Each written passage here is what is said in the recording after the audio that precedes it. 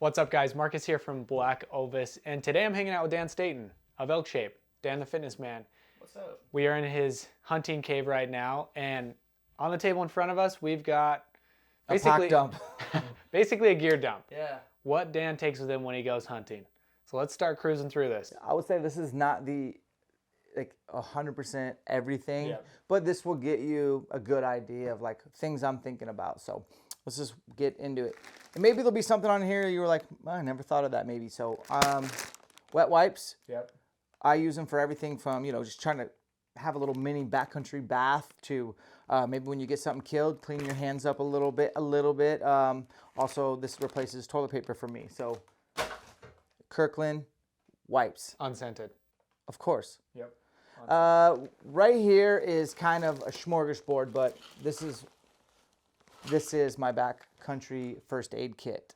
And this could be a whole video about that, but these are some backup items in here like iodine, Sam splint, but mainly you want to have something to work a wound with compression, stop the bleed. 100% tourniquet, whatever tool you think, there's several tourniquets out there, but know how to use it, because when I used to be a firefighter, like they'd always tell us that we would not rise to some level that we think we'll always fall back to our highest level of training. And so with that being said, I would say get yourself a tourniquet, get yourself reps with that. Other little items in here. So we got wraps, quick clot expires, so make sure you check your expiration date on that.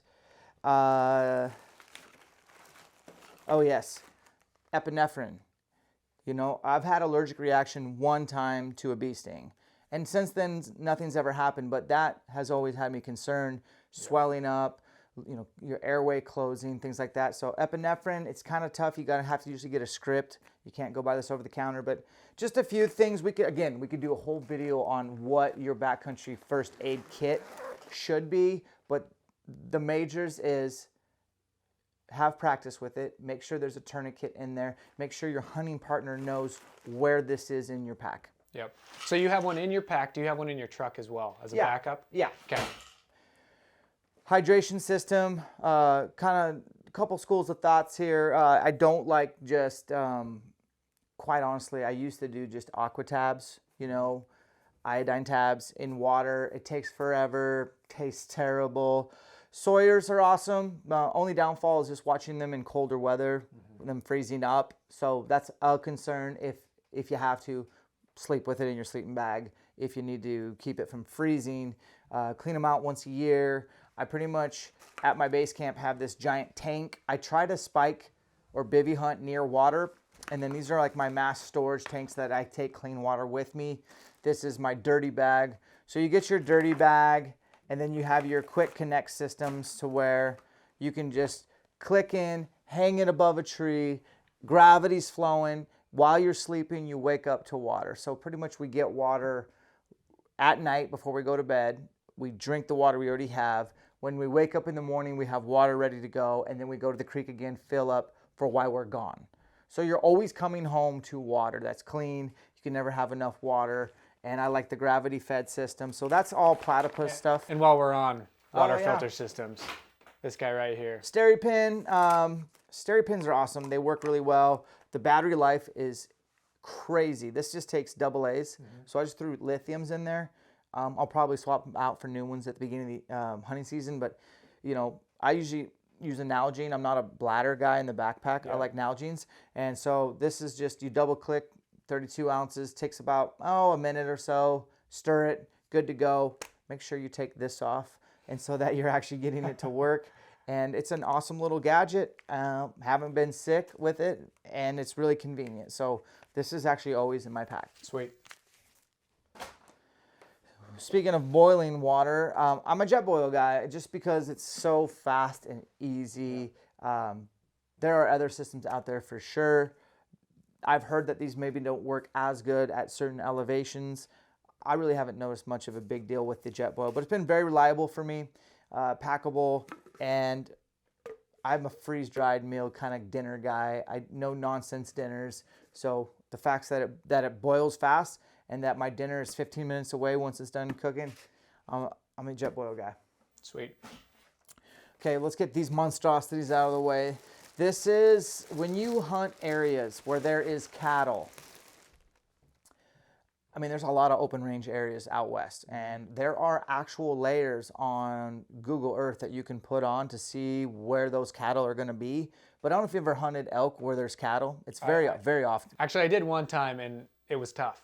It's a pain in the butt. They can ruin your stocks. They can do a lot of things, especially with antelope. One thing I've noticed is this is the big red from Montana Decoy. This is their other Angus one, and both are really good for like crossing giant openings where you want to get in position. You're not going to walk up to an elk herd and just pop out at 20 yards and shoot one. Like, they're going to know something's up. But I would say anything like 150 yards back, you can close to that distance quite easily on antelope, elk, mule deer, and they're not going to be too suspicious. Once you cross that 150 yard threshold, they're going to start looking at you funny. But that's allowed me to like get in, go through wide open areas that maybe have some undulation, and I can get to that dip and then leave that there, take my pack off, and now I got a little drainage. I can crawl and get close. So it's really actually helped me do my initial stock to get to my final stock. So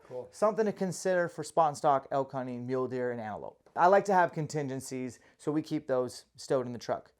Speaking of at the truck, so while I'm gone hunting, if I'm hunting from my truck, I will have this pointed to where the sun's going to be hitting it all day. Just on your dash? Or do you have this on? Outside the truck. Okay. And I'll have it maybe, you know, on a chair or something where I can basically gather as much light as possible. And then I'm going to have it hooked up to a battery bank of some sort. And you can just point it wherever you think it's going to get majority. And it'll charge my Poseidon or other battery banks up pretty fast. Obviously, I run cameras and like film a lot of the stuff and photography. Plus, I run my phone all day. My phone's going to need a charge. It's always thirsty at the end of the day. GoPros, DSLRs, any type of headlamps, whatever you need to recharge, we charge at night. So having multiple battery banks, I like the Dark Energy one. That one works well. Goal Zero makes amazing products. You guys carry their stuff. It's been super reliable, and so no complaints there. What else we got here? Okay, so this is the metal tube from Phelps. It has helped me be louder and send out more vocalizations that carry further. I can wake elk up with this. If they're in their bedrooms and they're snoozing, we're going to get a response. So it weighs 5 ounces more than your traditional, you know, Unleashed or Unrivaled, all those bigger tubes. 5 ounces more. People think metal is going to be heavy, but it's yeah, this isn't bad. And it sounds the best. And we actually did a video with this on Dirk Durham, the bugler. Yeah. So if you're interested in this bugle specifically, check that video out. Bear spray. I generally only have this on me when I'm in known G-bear country. Yeah. I'm not going to carry this if I'm hunting areas where it's just black bear or wolves. No. But it's not a bad idea to have some sort of spray on you. Bear spray, human spray, whatever you might encounter in the backcountry. You never know. I think it's a non-negotiable, and I think you have to do this for your family. You don't carry bear spray just for you. You carry it for your hunting partner and your family to come back in one piece. And this pairs nicely with a good handgun. I was just going to ask you, now when you're in G-bear country, you're using both. I have a 10 millimeter handgun specifically with rounds in it, designed for safety.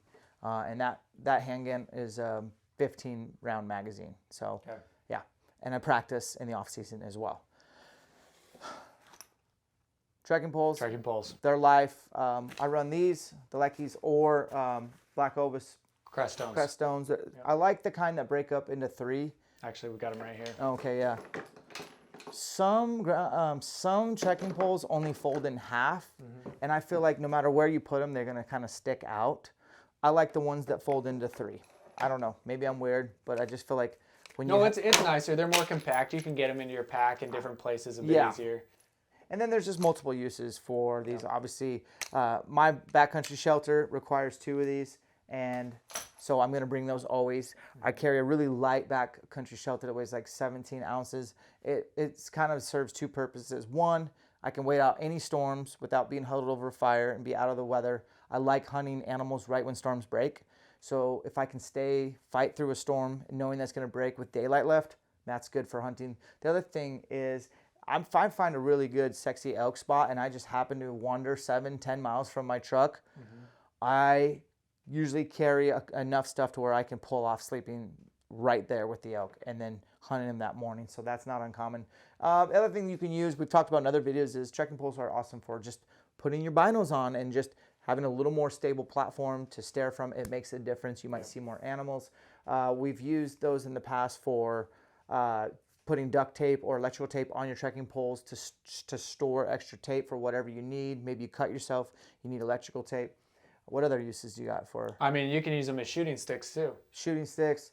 Yeah, the sky's the limit, but I like trekking poles. 4-wheel drive. I plan on killing an animal. I plan on having a trekker in each hand with a lot of fresh organic meat on my back heading to the truck. Sweet. Okay. Up next, got a saw. Yeah, you know, I hate carrying this until I've actually killed an elk. And if I have this with me and I killed an elk, I'm so excited because then I can cut the skull plate off. I'm not the kind of guy that worries about, like, I'd rather buy more elk tags than taxidermy. So I'm usually just cutting skull plates off. I don't want to carry the head out. I don't want to carry the cape out. So if I have this on me, I'm pretty excited. It's always at the truck, but a lot of times, man, I'll bring it with me, especially if I plan on doing some backcountry stuff just for cutting firewood, but mainly for taking skull plates off and not having to pack a head out. And there's lighter versions, but this is a really awesome, compactable. You can use it, maybe you're going to use a tree saddle and in the backcountry for elk, and you want to like clear some lanes out. You just have, so saw is pretty handy. That's why it's in this system right now. And as we're going through all this stuff, we'll have links below to all this gear. So if you're interested in something specifically, make sure to scroll down. Butt pad for glassing. I think that this takes no room. You can put it at the bottom of your pack, like underneath everything. You can put it on top, and then you can sit down and glass. My style of spring bear hunting revolves around staying at one master vantage the entire day and literally glassing over the same stuff, waiting for a bear to finally show up in about one of a million places. So the more comfortable you are for your keister, the longer you'll stay and glass. The longer you glass, the more bears you see. The more bears you see is the more bears you might stalk. The more stalks you get in, eventually you're going to get the right one and get a shot. And so this is a non-negotiable must. So definitely, these are, what are these called? These are Z pads. But you know, I just took an Alps sleeping pad and I cut it into different sections. And I mean, I have different sections for what I want to do. I take one out when I want to take a nap midday. It's a little bit longer, so I can cover my head and my butt. Yeah. Then I've got some that are smaller when I just want a glassing pad, but they are a game changer. I mean, they change the way you glass. 100%. What else we got here? We got the bottom of my jet oil. Oh yeah. Got a little baggie right here full of goods.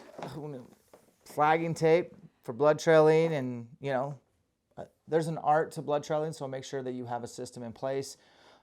Generally, if you're with a hunting partner, let's say Marcus made the shot, we'll mark where he took the shot. We'll back out for 45 minutes minimum. We'll review the footage, or we'll review his mental footage of what he thought he experienced, the sounds he heard, where the last stick that broke. But the reason why we move out is keep our wind out of that area. If it's a pretty confident shot, we might give it 45 minutes or an hour. Then we're going to go back. Maybe you'll take a photo or a video of where you were standing when you took the shot, so we can review that, try to recover the arrow to see what kind of blood we have, review the tracks where they went, and then we'll start trailing together, and we'll run ribbons that we will remove when we're done. But this is really handy. I always have these in there. Headlamps, 2 is 1, so in this instance, it's a Petzl. I am going to be trying the new Peaks one this year. Cool, yeah. It's got a mechanism that you can shut it off where it won't turn on inside your pack. Nothing drives me more nuts than pulling out a headlamp that's been turned on accidentally inside your pack and the batteries are dead. So 2 is 1, 3 is 1, really. Yep. This is a Pelican.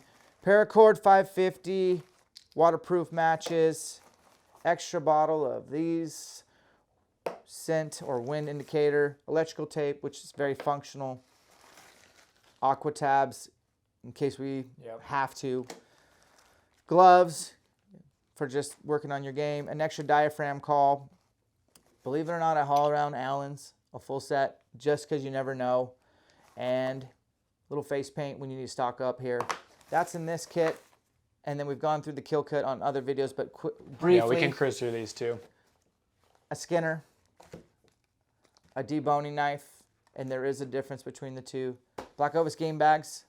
More wind detector. And that's not uncommon for me because I lose these. Communication. Comms with the misses. Release and backup release. Yep. Rangefinder. Rangefinder. With extra battery. Yep. This guy? Yeah, base camp is a pad to put your meat on as you're breaking down the animal, and you place the pad next to animal so the meat never touches the ground and gets dirty. Meat hook. Meat hook. That's kind of a custom job, but it's for solo elk hunting. It's really nice to be able to hold on to meat while you're butchering or deboning. It's a game changer worth packing in. And then we have some call pouch. Call pouch.